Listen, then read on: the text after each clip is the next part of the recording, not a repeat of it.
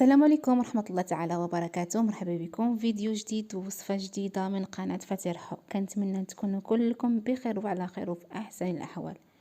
باقتراب شهر رمضان المبارك بغيت نشارك معكم طريقتي المعتمدة في الشباكية اللي صراحة كل عام كنصيبها بنفس المقادير نفس الطريقة، وغادي نعطيكم جميع الأسرار بالمقادير بالطريقة بالأسرار باش تجيكم شباكيه اللي شاربه العسل، تجيكم مجعبه هشيشه كتذوب في الفم، واللي ذاقها عندكم غادي يشكرها لكم. صراحه الشباكيه اللي كتعجب الكليان ديالي بزاف، وكل عام ولله الحمد كيطلبوها مني. غادي نعطيكم اخواتي كما قلت لكم جميع الاسرار ديالها، وحتى المبتدئات غادي تصدق ليهم وغادي تنجح ليهم من اول تجربه، وايضا غادي نعطي لكم حتى ثمن البيع ديالها. اللهم بلغنا رمضان وأعنا على صيامه وقيامه وصالح الأعمال، واجعله اللهم شهر خير على الإسلام والمسلمين. اللهم صل وسلم على سيد الخلق وشفيع الأمة سيدنا محمد عليه أفضل الصلاة والسلام. نبدأ أخواتي بالمقادير وطريقة التحضير إن شاء الله. بسم الله على بركة الله. في المقادير أخواتي عندي واحد في القصرية درت كيلو وربع ديال الدقيق، يعني كيلو 250 غرام من الدقيق الخاص بالحلويات. غادي ندير واحد نصف ملعقه صغيره ديال الملحه، وخديت ايضا اخواتي المسكه الحره. ما كنهضرش على ديك المسكه اللي كتباع عند موالين اللي كيبيعوا العطريه، هذيك راه ماشي مسكه حره، هذيك اخواتي يعني حذاري منها، راه ماشي مسكه الحره. المسكه الحره راها غاليه، يعني كدير الثمن، ولما كديروها بين سنانكم كتمضغوها يعني دايره بحال المسكه، كتكون معلكه ماشي دايره بحال الزاج. كناخذ منها واحد الخمسه الحبيبات، كندقهم مع واحد الملعقه صغيره ديال السكر كلاصي اولا كنطحنهم، ومن بعد راني كنغربلهم في المصفات في الغربال، يعني كنغربلهم. ضروري تغربلوها لان من الاحسن تغربلوها هكذا باش يعني تجيكم الوصفه ناجحه، ومن بعد ما تبقاش تقطع لكم العجين.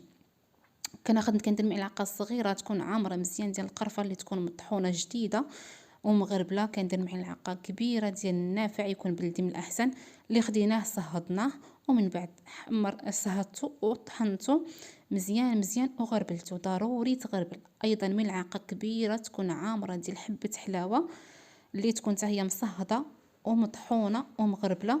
وهنا عندي 2 كيسان عنبه ديال الزنجلان البلدي اللي خديته صهدته شويه فقط وطحنته مزيان حتى رجع عندي بحال هذا الشكل هذا.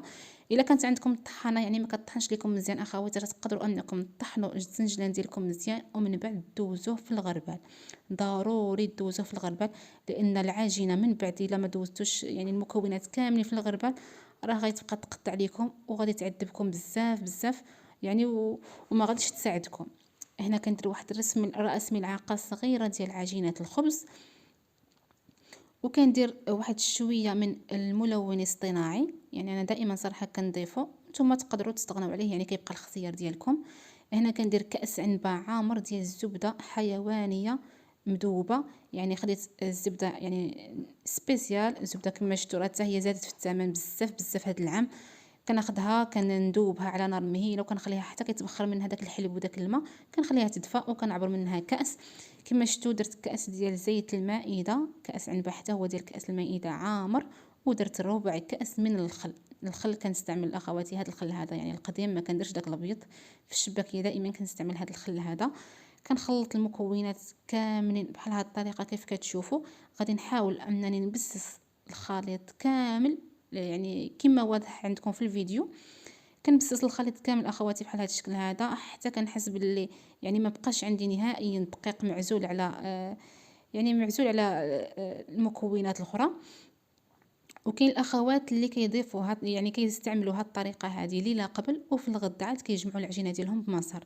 صراحه يعني عمليه اللي سهله كتسهل عليهم، ولكن يعني انا بالضبط راه ما كنستعملش ديك الطريقه اخواتي، يعني كيعجبني ندير كل شيء في دقه واحده. يعني لما كنبغي نعجن الشباكيه خصني نعجنها في النهار، يعني كل شيء المكونات نطحنهم يعني في نهارهم ونستعملهم في نهارهم. كما شفتوا يعني المكونات لما راه حتى حبه حلاوه والنافع تمتم يعني كنحمرهم وكنطحنهم وكنستعملهم يعني في العجينه في ديك، ما كنخليهمش يعني نحمرهم من قبل ونديرهم في بلاستيك او لا. يعني دائما هذه هي الخدمه باش كنخدم، باش كتبقى طالقه ديك المذاق ديالهم كيبقى طالق في العجين. هنايا الماء الزهر كندير 2 كيسان عنبه بالضبط ديال الماء الزهر، ما تزيدوش عليه نهائيا البنات وما تنقصوش عليه. والماء الزهر دائما كنستعمل الماء الزهر ديال بالعامري اللي كيكون نوعيه مزيانه، يعني فيه المذاق زوين وكيكون هو يعني نوعيه مزيانه. كنستعمل 2 كيسان. وماء الزهر كنت خديت يعني واحد نصف ملعقه صغيره ديال الزعفران حر شعره، درتو فواحد الملعقه اللي تكون سخونه، ومن بعد راني حكيته واستعملته في ديك القرعه ديال الماء الزهر اللي كنت ضفت فيها واحد 2 كيسان او 3 ديال الماء الزهر، ضفتهم فيها وخليتهم باتوا ليله كامله.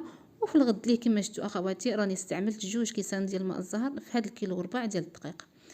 هنا العجينه ضروري تكون قاصحه، ضروري ومؤكد تكون قاصحه، لان الشباكيه الا بغيتوها تجيكم هشيشه كتذوب في الفم خاص العجين ديال الشباكيه يكون قاصح وكتعطي ود ليك.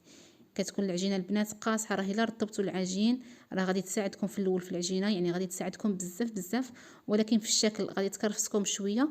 ومن بعد الشباكيه ديالكم لما كتقليوها راه ما كتجيكم هشيشه، راه كتجيكم قاصحه. يعني في الاول العجينه راه كتسهلها عليكم، ولكن النتيجه راه ما كتكونش يعني مرضيه، ما كتكونش يعني الشباكيه اللي هشيشه كتذوب في الفم. اما العجين الشباكيه الا قصحتوه من الاول مزيان، يعني درتوه نفس المكونات اللي عطيت لكم وقصحتوا العجين ديالكم ومن بعد دلكتوه مزيان، راه كتجيكم واحد الشباكيه اللي كديروها في فمكم وكتذوب.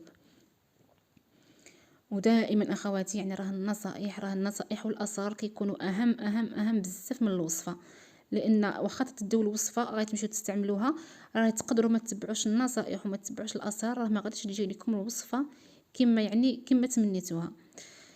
انا لما دلكت العجينه مزيان راني غير مسرعه الفيديو اخواتي، راني عطيت لها الدليك حتى رطبت بين يديا، ومن بعد راني كورتها كويرات كما كتشوفوا. غادي نغطيها بالسلوفان وغادي نخليها ترتاح واحد 10 دقائق، بين ما غادي نوجد يعني طاوله العمل اللي غادي نسرح فيها العجين ونرجع معاكم.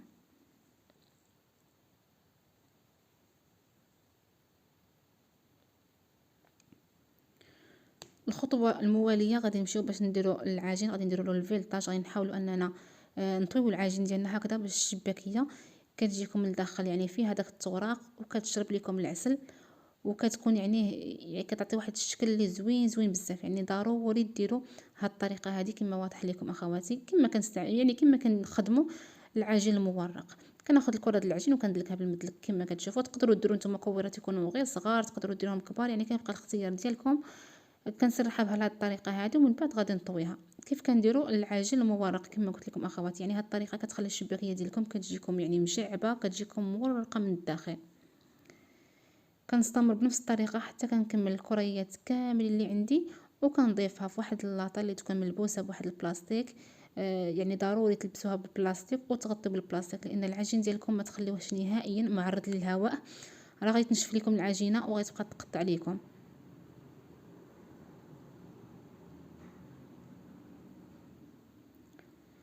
من بعد ما غادي نكمل يعني جميع الكريات بنفس الطريقه كما كتشوفوا اخواتي في الفيديو، راه غادي نرجع من بعد وغادي نسرح نورق العجين ديالي باش نبدا كنشكل الشباكيه.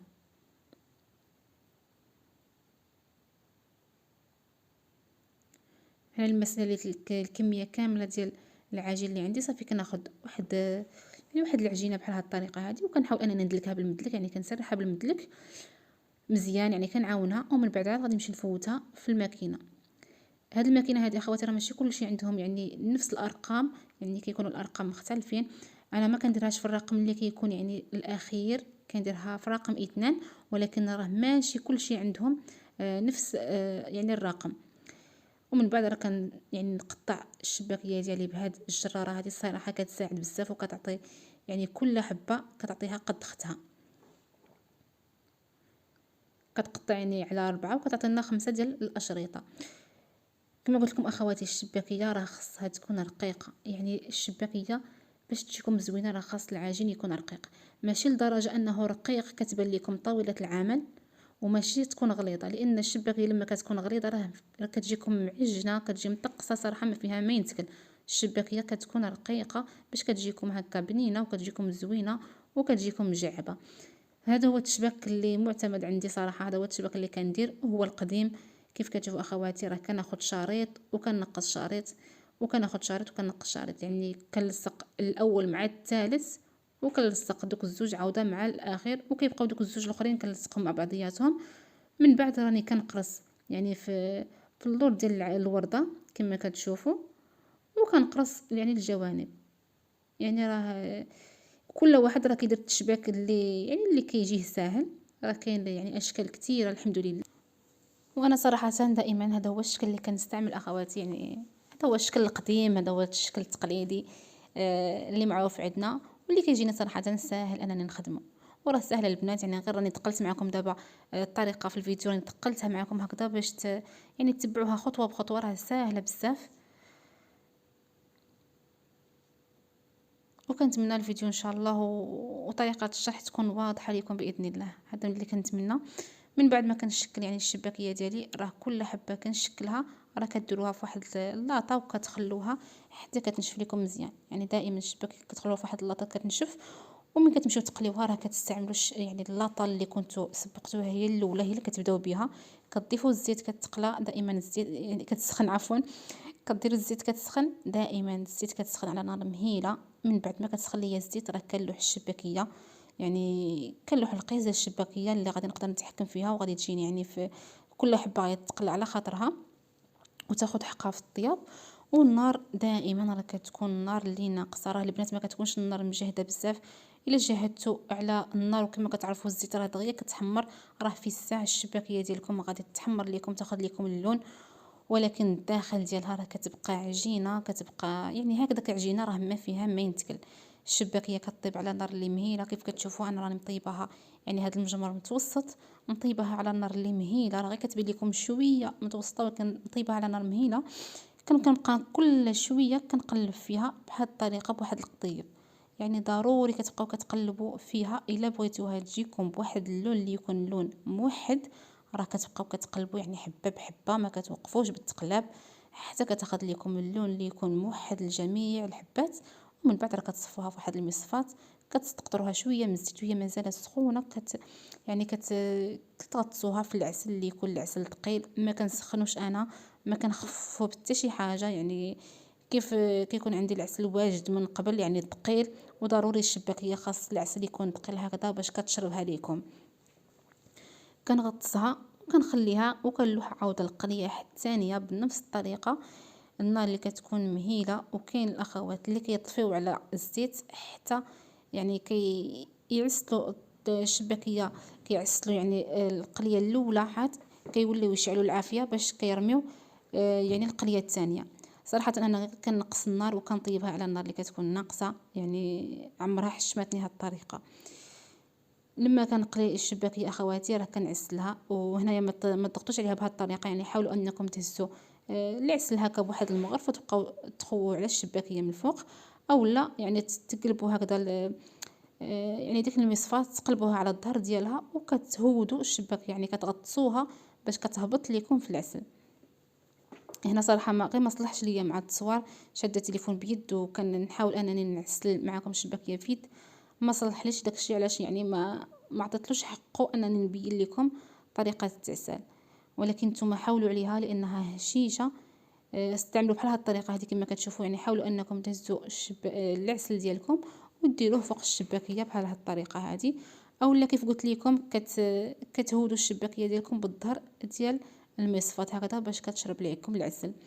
كتخلوها كتعسل لكم وكل ما كتبغيو تحيدوا يعني القليه الثانيه المواليه راه كتصفيو الشباكيه ديالكم وكديروها في واحد الكسكاس، كتخلوها تستقطر وكترشوا عليها الزنجلان اللي يكون محمر، يعني الزنجلان يكون محمر مزيان، ما يكونش غير مصهد شويه، لان دابا يعني صافي الشباكيه ديالنا راها واجده عندنا، ما غاديش ترجع مره اخرى طيب. وهذه هي اخواتي الشباكيه اللي صيبتها معكم اليوم ان شاء الله. كنتمنى اي اخت يعني شافت الفيديو تجرب هذه الطريقه وهذه المقادير، واكيد عمرها غادي تحشمك، غادي تجيك زوينه زوينه بزاف. طريقه الاحتفاظ بها دائما اخواتنا كنحتفظ بها في المجمد، هي وجميع المعسلات كنديرهم في المجمد. كندير طبقه ديال البلاستيك، كندير طبقه ديال الشباكيه ولا اي معسله، كنبقى دائما نفرق بيناتهم بالبلاستيك وكنديرهم في المجمد، راه كتبقى لكم واحد المده اللي كبيره، راه كتوصل لكم حتى العام، يعني فايته عام. كتجبدوا الشباكيه ديالكم ولا اي معسله بحال تقولوا يلا وجدتوها، يلا طيبتوها، يلا عسلتوها، يعني كتبقى لكم يعني شاده العسل ديالها.